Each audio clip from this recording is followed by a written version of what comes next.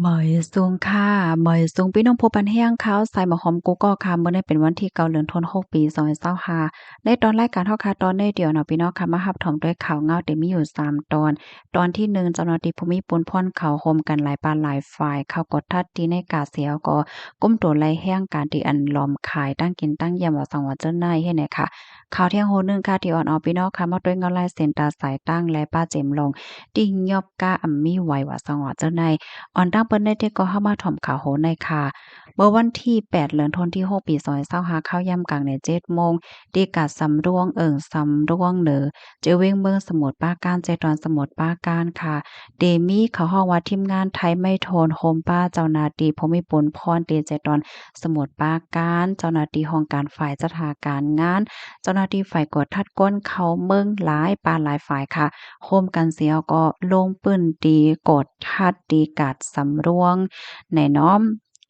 อำนั้นก็ได้ฮ้องกันว่าตลาดเขมรเนี่ยก็ฮ้องเฮ็ดจั่งใดค่ะออนหน้าในค่ะก็มีเจ้าร้านขายเนื้อหมูเนาะเขาเนี่ยก็เลยตึงลาตีเจ้าหน้าที่ภูมิพลพรเขานั่นน่ะเนาะนางสาวเออายุเลย30ปีค่ะเป็นเจ้าร้านขายเนื้อหมูเขาเนี่ยก็ลาดแหนนั่นน่ะเนาะว่ามันนางเนี่ยก็ขายเนื้อหมูมาในเฮิงหน้ายาวจะเมื่อปานแม่เขาเจ้านายเฮ็ดจั่งแนวนะ ขายมาว่าซัมมาว่าเฮ็ดไหนก้อยกะว่าเอากว่าเอามาพ่อย่ามมื้อเหลียวในแสงล้านอันขายว่าซังว่าจังไหนมันเตื้อน้ำน่ะกูเขียงก็นำหนักได้เลยว่านำเต้นนำวายเฮ็ดจังเนี่ยเนาะบางจื้อเนี่ยก็จ้อมปักเปิงไม้มีว่าซังว่าจังไหนก็มีเอาลูกจ้างที่เป็นแห่งการมากุมร้านมาขายหังโก้ยเฮ็ดจังไหนก็ซ้ำไหลหันมีมาเฮ็ดแหนเนาะนอกเหลือเสียนั่นเนี่ยก็ยังมีลองตัดขันกาขันขายเหมือนจังหนังว่า ย่อมขันมันเสเฮ็ดให้ก้นกว่าซื้อเสียงล้านที่อันมันถูกเหลือป้อเหลือในตื้อนำมาในปัญหาละลายรองจังได๋เนี่ยก็มีพรตุ้มย้อนต่อปอกล้าแม่ขายอันขายมาปียาวข้าวหึงนั่นแต้ๆเหมือนจังหนังว่าขายไรขายไรเหมือนจังว่ามาว่าสังว่าจังได๋ก็นั้นแลแค่เฮ็ดของให้เจ้าหน้าที่ภูมิพลพรเขาใส่ใจเสียแลลุ่มลาดด้วยถึงกิเลสปัญหาอันในปันเสกรรมในมันนั่งไหนก่อนลาเนี่ยก้อมในอกใจมันนั่งไหนค่ะเกี่ยวกับไปร้องเนี่ยค่ะ อันเป็นเต้อาชีวะเนี่ยเนาะเป็นหนึ่งในผู้นำจุ้มไทยไม่โทนเนี่ยก็ลาดว่าในตื้อต่างที่อันไลลงเปิ้นตีมากดทัดอันกัดที่ในวันมื้อในเนี่ยก็จะเลยว่ามาเฮ็ดเปิดตาให้และชื่อเสียงว่าซังว่าเฮ็ดจังนั้นก้อยนั่นค่ะน่ะเนาะก้อยกะว่าติอันเขาเฮ็ดนั่นแต่ก็มียังอ่านว่าใครเฮ็ดใครสร้างมาหึงเหย้าย้อนว่าก่อนหน้านั้นก็ไล่รับเติงลาตีก้นวานว่าสังว่าเจิ้นได้ตั้งนำตั้งหลายก็เลยลองพรปางที่อันแห่งการยานเมืองว่าสังว่าเจิ้นได้เฮ็ดจำปักเปิงหมายมีเสมาขายโคขายของขายตั้งกินว่าหาไว้ในแฮวก็เฮ็ดให้ตึกคึกดอกปอกาแม่ขายในปื้นตีว่าหังว่าเฮ็ดในเขาในก็ไลตึงลัดนำแห่งนั้นในเสแลจังไลโฮมกันหลายปานหลายฝ่ายเสลงปื้นตีกดทัดกว่าว่าเฮ็ดจังหนังไหนในค่ะอ้อเข้าย่ำสืบมาค่ะเจ้าหน้าที่โฮมปลีกดีสำรวงเหนือเจ้าและดังภูมิพลพรเขาเนี่ยก็ไล่กุมโตแห่งการยานเมืองทั้งหมดใน8ก่อเป็นผู้ใจาย7ก่อผู้หญิง1ก่อกว่าดีโฮงปลีกค่ะตั้งเสียงทั้งหมดเนี่ยก็เป็นเจ้ากัมพูชาให้ไหนอ้ออันเลยฮู้ได้ก็เจอเขาได้เฮ็ดผิดปักเปิงหมายมีมาตรา8ก็เป็นการที่อันให้ห้ามไว้เจ้าก็มีส่วนเสียก็เฮ็ดจังเนี้ยนะ อ๋อค่ะอันประวัติรถดับอันได้ซ้ำไหนเดจางย่าตามคอกอำป้น5ปีไหมเงิน2เฮงต่อถึง100,000วัตต์อำนั้นก็ตั้งย่าไหมเงินและย่าตามคอกหรือฉะนั้นก็จางย่าส่งปอกขึ้นเมืองเสียวก็ห้ามอำปันเข้าเมืองไทยเที่ยงจอบหนังข้าวยามตีอันมักมันไว้ให้ไหนค่ะตอนตาป้อเลี้ยงได้จางค่ะเนาะสั่งว่าจางก้นอำมีวัดไว้ว่าสังว่าจังไหนเดจางย่าไหมเงิน10,000ต่อถึง100,000วัตต์ต่อแห่งการหนึ่งก็สังว่าเฮ็ดพิษเหี่ยวเฮ็ดพิษเที่ยงเนี่ยก็ภายใน3 ปีนั่นได้ถูกห้ามอำปันจางแห่งการย้านเมืองว่าเฮ็ดจั่งใดค่ะนอกเหลือเสียนั่นบ่พ้องที่เจ้าหน้าที่เขาลงเปิ้นตีอยู่นั่นค่ะก็มีก้นวานเขาไหนยืนปันเพิ่นลิกค่ะที่ในเพิ่นลิกนั่นก็เขาเตรียมว่าเปิ้นตีหนึ่งเนี่ยมีแห่งการอยู่ไว้มอคา6ปากก็เจิ้นนายเฮ็ดไหนค่ะเนาะจ่องเขาถูกปักเปิงหมายมีกลมหัวแค่กว่า ก็ทัดด้วยป้าว่าจังหวัดเจ้าใดเนี่ยก็มีเพิ่นลึกจังไหนออกมาข้อมูลอัน ในคาลิปีมาที่ห้องการข่าว Workpoint 23ต่างไว้ว่าไหนค่ะพี่น้องคะเนี่ยก็เป็นข่าวเงารองอันเจ้าหน้าที่เขาลงเปิ้นที่กดทัดเนี่ยค่ะเนาะหนังเฮอพี่น้องค่ะโกติโกตั้งบ่ได้เลยรับถอมหลายๆรับฮู้เงาลายมันในจอยกันสืบเปิ้นแพ่แชร์ก่อใส่กำค่ะซึ่งหนังที่ฮู้กันค่ะเนาะเปิ้นกดทัดแห่งการพ่องย่ำไว้เร็วแน่ใจว่าจอมเข้มก่อสร้างว่าสังว่าเฮ็ดจังไหนก้อยค่ะเนาะจอมแสงล้านว่าจอมในกาดในหางเจ้าในเปิ้นมีลองกดทัดเสียงมดยาวเฮ็ดไหนค่ะเนาะลูกดีข่าวเงาโหนในเฮแลกับในค่ะขย้อนอ่อนพี่น้องค่ะมาถ่อมด้วยข่าวโหในอีกนึงค่ะ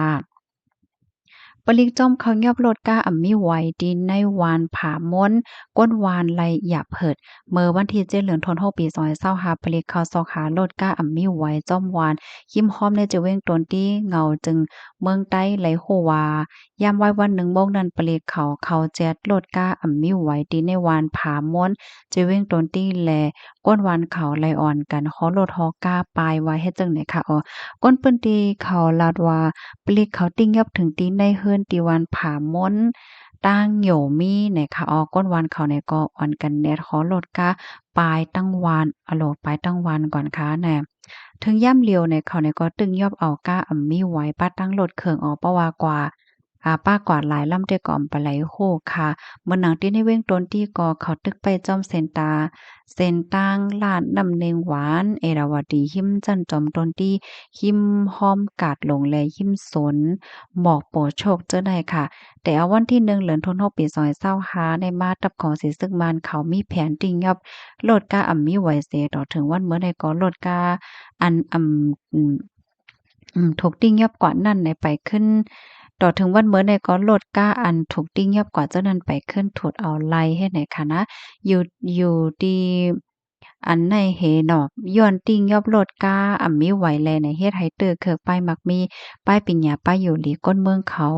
แต่ว่าเฮ็ดจังไหนค่ะนี่ก็เป็นเงาลายตั้งปอตอนเว้งหลงตนตี้ค่ะนะข้อมูลในค่ะเลยไปมาที่ห้องการข่าวเงาหางเสียงใต้เตรียม